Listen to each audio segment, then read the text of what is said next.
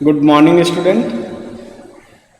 Today we are going to start new chapter, rural development.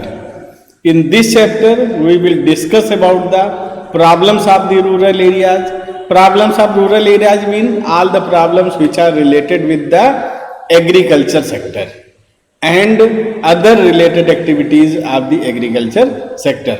तो इस topic को हम लोग आज स्टार्ट करते हैं कि रूरल डेवलपमेंट एक्चुअल में होता क्या है, रूरल डेवलपमेंट का मतलब क्या है। यहाँ पर जो चैप्टर की हेडिंग है, तो it means an action plan for the economic and social upliftment of the rural areas.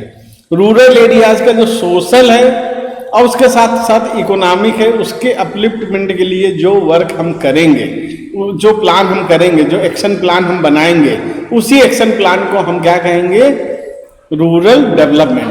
तो जनरली रूरल एरियाज में जो प्रॉब्लम्स हैं, जो चैलेंजेस हैं, these challenges related with two areas.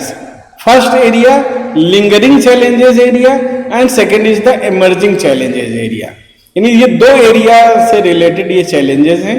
तो लिंगरिंग चैलेंजेस कौन कौन से हैं? एक challenge of the rural credit, जो एबिलिटी ऑफ रूरल क्रेडिट की है, वो एक सबसे बड़ा चैलेंजेस है। क्योंकि आप सबको पता है, आप पिछले भी क्लासों में पढ़ते रहे हो कि जो रूरल एरियाज हैं वहां पर जो भी क्रेडिट की एबिलिटी वो ज्यादातर ऐसे सोर्स से आती है जो कि इंस्टीट्यूशनलाइज्ड नहीं होते हैं, वो इंस्टीट्यूशंस बेस्ड नहीं होते हैं, मतलब बैंकिंग से नहीं होते हैं या अदर ऐसी चीजें जो गवर्नमेंट ने रिकमेंडेड की हुई हैं।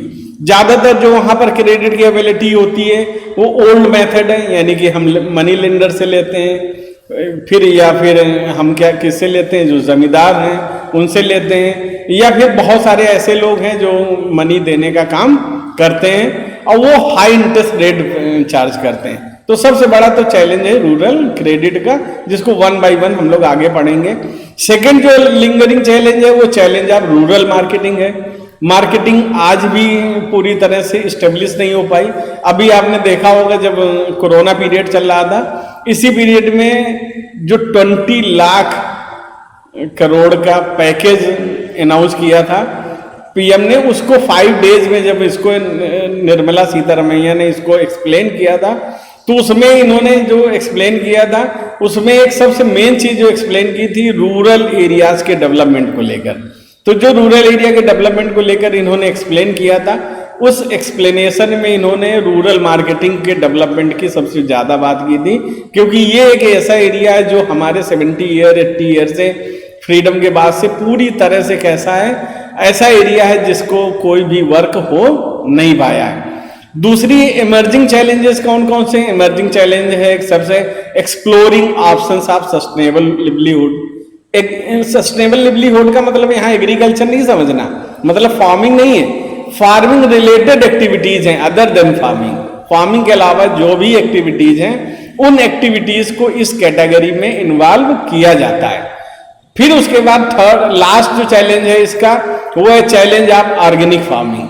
जो ऑर्गेनिक फार्मिंग की डिस्कशन बहुत होता है, बहुत सारी यूट्यूब वीडियोज आपको देखने को मिलते हैं। गवर्नमेंट भी टाइम टू टाइम हमेशा इस बात को लेकर फोकस किया करती है, बात किया करती है कि ऑर्गेनिक फार्मिंग को डेवलप किया जाए। लेकिन एक्चुअल में ऑर्गेनिक फार्मिंग को डेवलप कैसे किया जाएगा, उसके लोगों के पास अवेयरनेस नहीं है। आज भी हम एग्रीकल्चर को देखते हैं कि हम लोग जो ट्रेडिशनल सिस्टम था एग्रीकल्चर का, वही आज तक करते चले आ रहे हैं। एक तक एजुकेटेड लोग होते हैं, वो भी अपने उनके फोर फादर ने, उनसे पहले के लोग जिस तरह से करते आ रहे थे, अगर एक बीघे लैंड एरिया में 35 kg बीट या 40 kg बीट डालना है, तो आज भी उसी तरह से डालते हुए चले आ रहे हैं।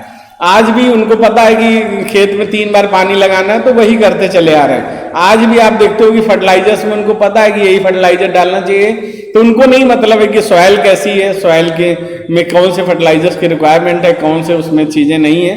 तो वो एक सबसे बड़ी फार्मिंग है। और ऑर्गेनिक फार्मिंग करने के लिए हमें किस तरह से इसकी मार्केट कहाँ से मिलेगी, क्योंकि प्रोडक्टिविटी कम होती है, तो उसको कैसे ज्यादा किया जाएगा, ये सारे चैलेंजेस आज हमें देखने को मिलते हैं। तो हम लोग इसके जब आगे जाते हैं तो हम देखते हैं कि मेन एरिया जो की इशू हैं, जो इमीडिएट अटेंशन की जरूरत है गवर्नमेंट को, पीपल्स को, सभी को एग्रीकल्चर सेक्टर्स के डेवलपमेंट या रूरल एरिया के डेवलपमेंट के लिए।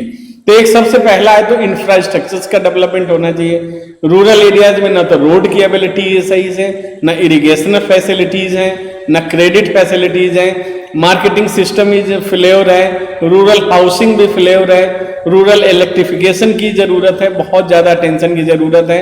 ऐसे टेलीकम्युनिकेशन जो रूरल एरियाज में जरूरत है जिससे उनको इंफॉर्मेशन मिल सके, कनेक्टिविटी के, एग्रीकल्चर रिसर्च की जरूरत है, ऑर्गेनिक फार्मिंग की जरूरत है।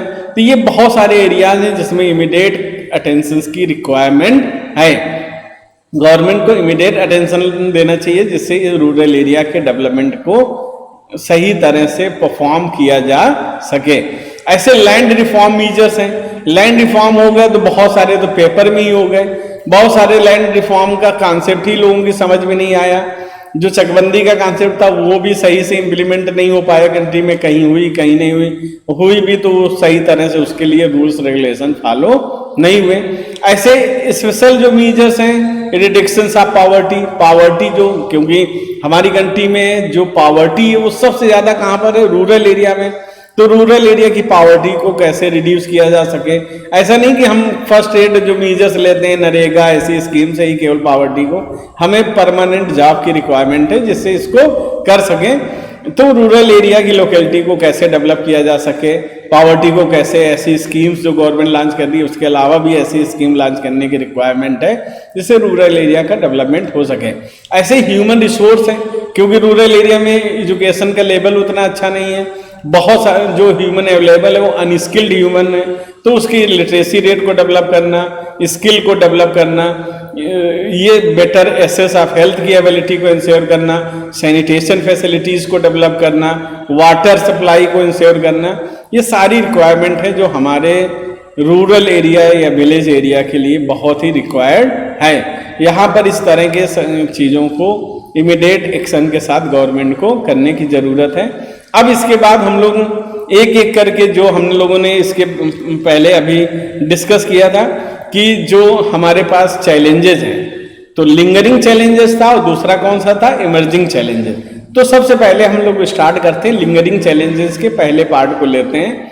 तो लिंगरिंग चैलेंज का सबसे पहला जो पार्ट है वो है क्रेडिट इन रूरल एरियाज। तो एबिलिटी या जो क्रेडिट है रूरल एरिया में ये बहुत ही यानी कि सही तरह से इसको नहीं किया गया। लेकिन फिर इसके हम उस कॉन्सेप्ट को देखें उसके पहले देखते हैं कि जो रूरल एरिया के फार्मर्स हैं उनको जो अपनी क्रेडिट की रिक्वायरमेंट है वो 2 टाइप्स की रिक्वायरमेंट है।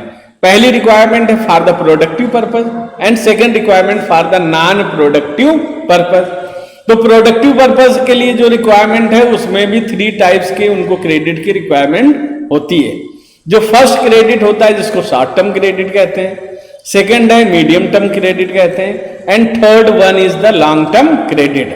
तो ये 3 टाइप्स की क्रेडिट की रिक्वायरमेंट है। तो शॉर्ट टर्म क्रेडिट क्यों रिक्वायरमेंट है?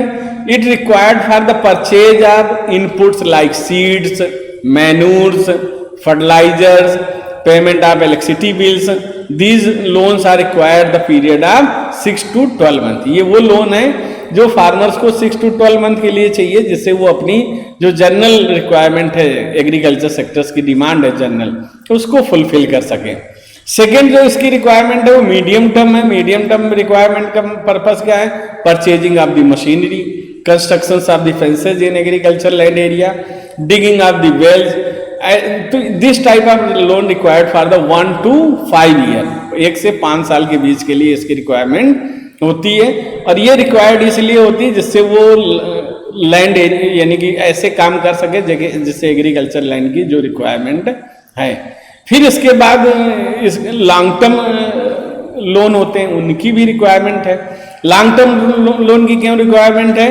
क्योंकि purchase of additional land purchase करना है, acquiring assets like tractor purchase करना है, अदर फार्मिंग इक्विपमेंट परचेज करने हैं जिनकी कॉस्ट ज़्यादा है, permanent improvement of the land के एरिया के लिए अगर हमारे पास लोन की एबिलिटी होगी तभी हम उसको खुला यानी छोड़ सकते हैं एग्रीकल्चर लैंड को, और उससे हमें इसकी होगी। और this type of loan required for the 5 to 20 year, ये 5 से 20 ईयर के बीच की जरूरत होती है। तो ऐसे लोन भी, तो ये 3 टाइप ऑफ लोन की रिक्वायरमेंट होती है फॉर द प्रोडक्टिव पर्पज। फिर इसके बाद नॉन प्रोडक्टिव पर्पज के लिए भी रिक्वायरमेंट होती है।